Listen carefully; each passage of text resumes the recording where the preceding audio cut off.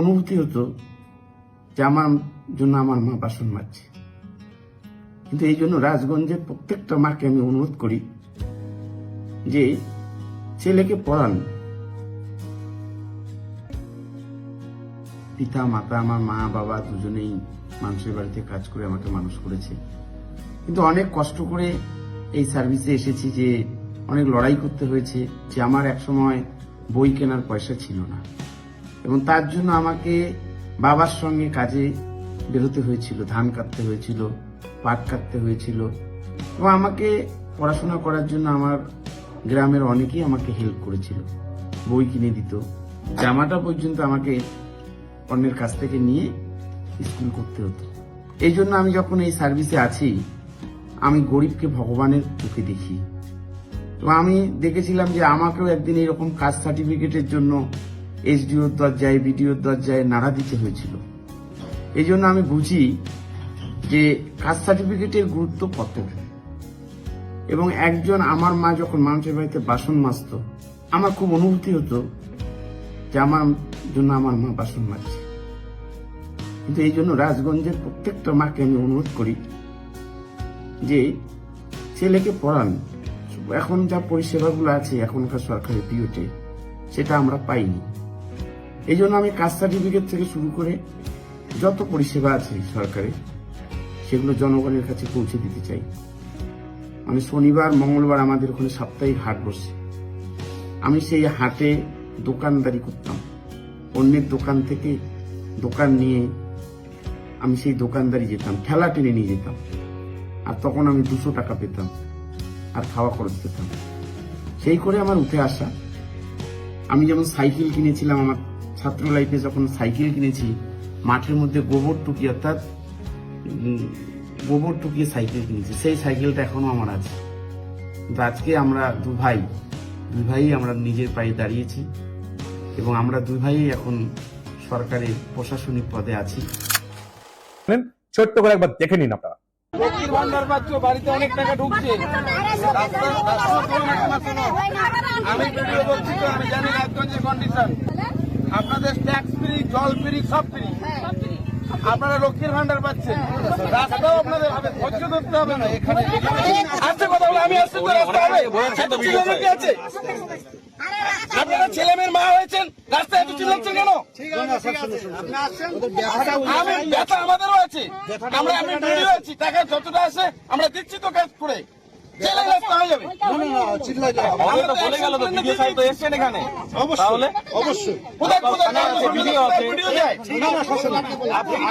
আসলাম বসলাম হয়ে গেল,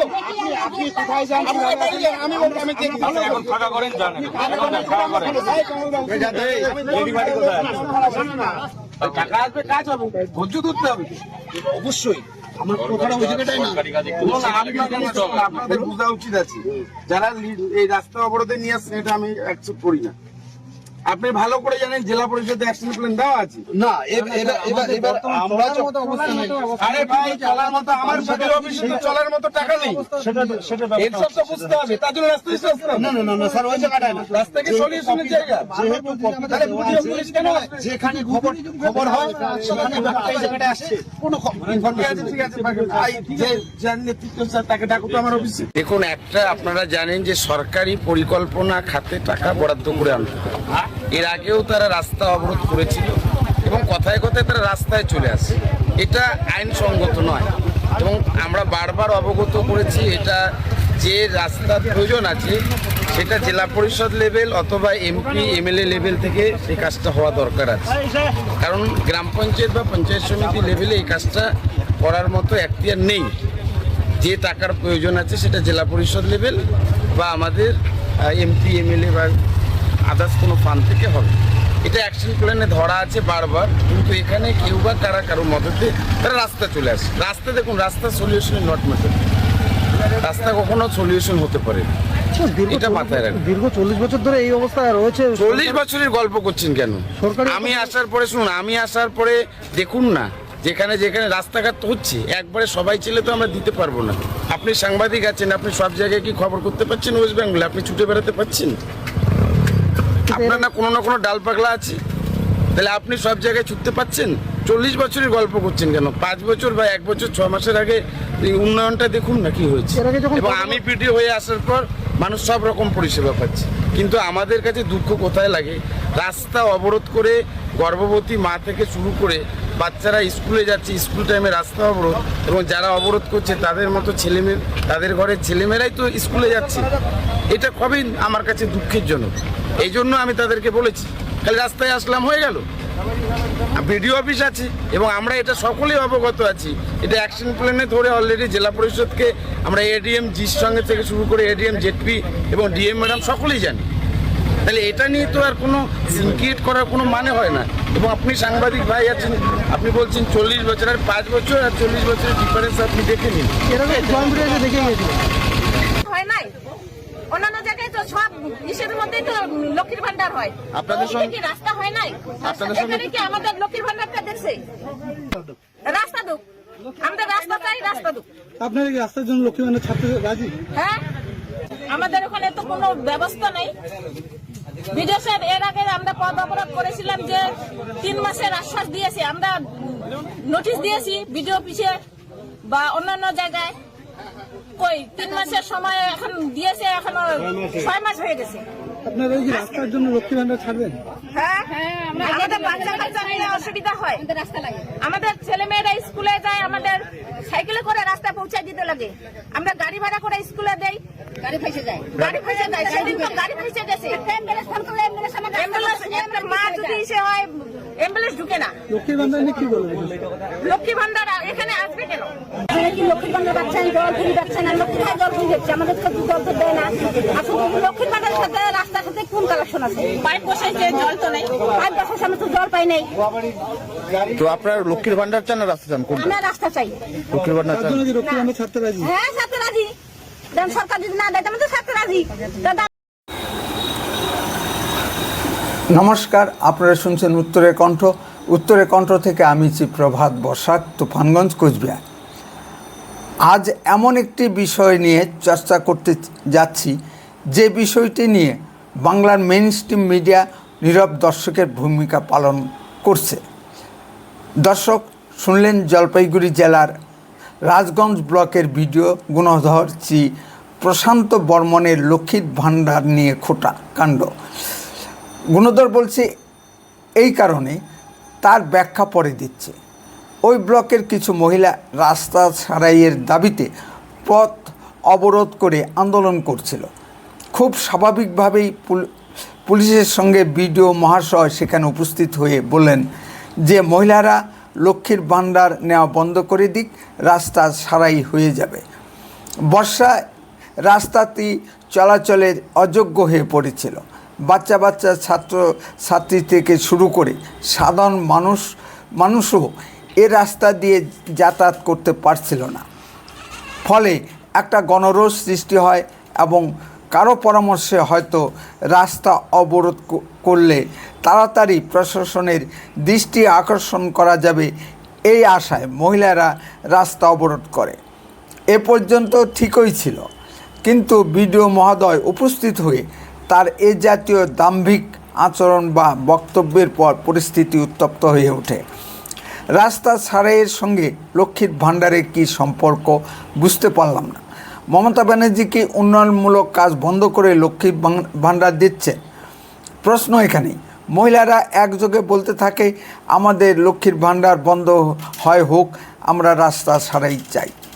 প্রকৃতপক্ষে দেখা যাচ্ছে বর্ষা শুরু হতে না হতেই পশ্চিমবঙ্গের রাস্তাগুলো খাড়াখন্দে ভরে গেছে। শুধু রাজগঞ্জ যে রাস্তাগুলো নয়, সারা পশ্চিমবঙ্গের রাস্তাগুলোর একই চিত্র। কোথায় যেন দেখলাম রাস্তার জলে কোনো এক এমএলএ সাঁতার কাটছে। ঘটনাটা মনে হয় চাকদার হবে। মাননীয় মুখ্যমন্ত্রী মমতা ব্যানার্জি যদি কোথাও আসেন, তখন দেখা যায় এক রাতের ভিতর সব রাস্তা সারাই হয়ে গেছে। সব জায়গার লোকেদের এরকম ভাগ্য তো হয় না, সুতরাং জনগণকে দুর্ভোগ পোহাতেই হয়। এটাই পশ্চিমবঙ্গের মমতা ব্যানার্জির রাজত্বের প্রকৃত চিত্র। আর যদি বিরোধী দলের কোনো নেতা কোনো পাড়ায় থাকেন, সে রাস্তা কোনো কালেই সারাই হয় না। এটাই মমতা ব্যানার্জির অলিখিত নিয়ম। শ্রী প্রশান্ত বর্মনকে গুণধর বলছি এই কারণে যে চিফ প্রশান্ত বর্মনকে খুব চেনা চেনা লাগছিল।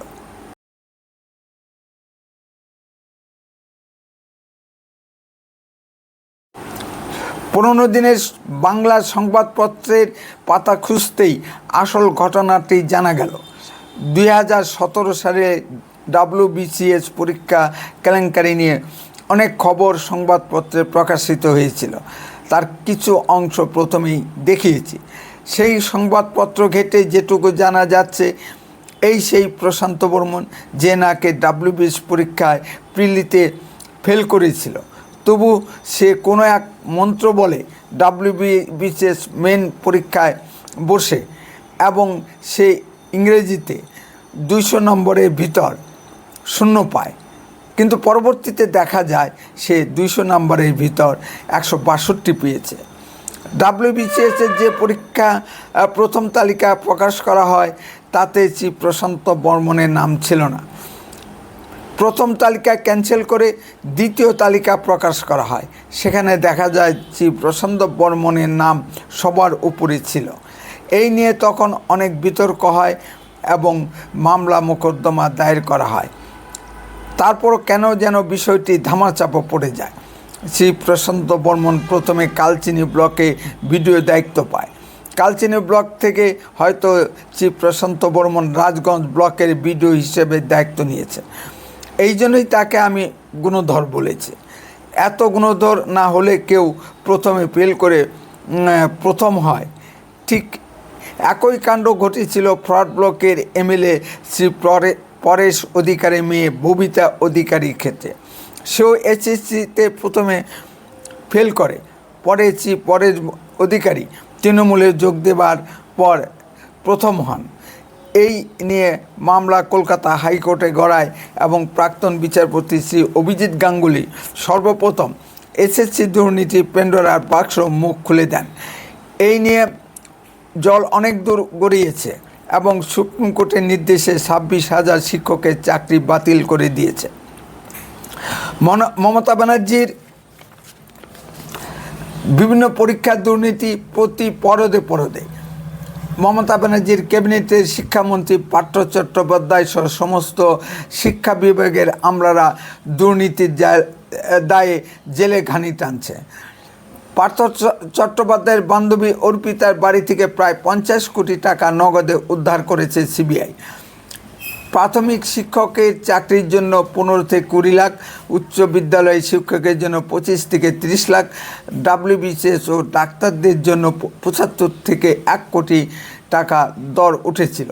এগুলো সব বাজারে চালু কথা, আপনি একটু কান পাতলেই শুনতে পাবেন। এখনও অনেক এজেন্টরা বাজারে ঘুরে বেড়াচ্ছে টাকা তোলার জন্য। ঘুষ দিয়ে চাকরি পাওয়ার শিক্ষকরা ক্লাসে পড়াতে পারছে না, আর প্রশান্ত বর্মনের মতো ভিডিওদের মুখে এই ধরনের কথা তো শোনাই যাবে। বোঝেন না শুধু পশ্চিমবঙ্গের বাসীরা যারা বারবার ভোট দিয়ে মমতা ব্যানার্জিকে ক্ষমতায় রাখে। নাস্তা না থাক, স্কুলে পড়াশোনা না হোক, শিক্ষিত বেকাররা চাকরি না পাক, পরিযায়ী শ্রমিকরা রাজ্যে কাজ না পাক, আমরা তো লক্ষ্মীর ভাণ্ডার পেয়ে খুব সুখে আছি। কোথায় কি হয় হোক, আমাদের দেখার দরকার নেই। উত্তরের কণ্ঠ তাৎক্ষণিক কোনো খবরের চ্যানেল নয়, এডুকেশনাল ও ইনফরমেটিভ চ্যানেল। এই চ্যানেল খবরের ভিতর থেকে খবর বের করে আনে। উত্তরের কণ্ঠ সর্বদাই বাস্তব ও সত্য কথা বলে। আরও এই ধরনের ভিডিও পেতে দয়া করে এক্ষুনি চ্যানেলটিকে সাবস্ক্রাইব করুন, বেল আইকনে ক্লিক করুন, আপনার মূল্যবান মতামত কমেন্টে লিখুন। যদি ভিডিওটি ভালো লেগে থাকে তাহলে অন্তত পক্ষে 10 জনের মধ্যে ভিডিওটি শেয়ার করে। উত্তরের কণ্ঠ দেশের কথা বলে, দশের কথা বলে। আপনারা চোখ রাখুন উত্তরের কণ্ঠের পর্দায়। বন্দে মাতরম, ভারত মাতা কি জয়। খুব শীঘ্রই ফিরে আসছি নতুন কোনো ভিডিও নিয়ে। সুস্থ থাকুন, ভালো থাকুন, আপনারা দেখতে থাকুন উত্তরের কণ্ঠ।